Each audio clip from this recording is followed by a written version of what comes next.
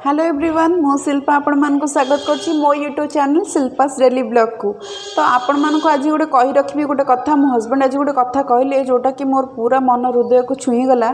से कथाटा हूँ भल लोक मानक कहीं भी मन रखती आज्ञा सब खराब लोक मानक ही मन रखती आने कौ खराब कामटा करेंगे सेटा को ही मन रखती।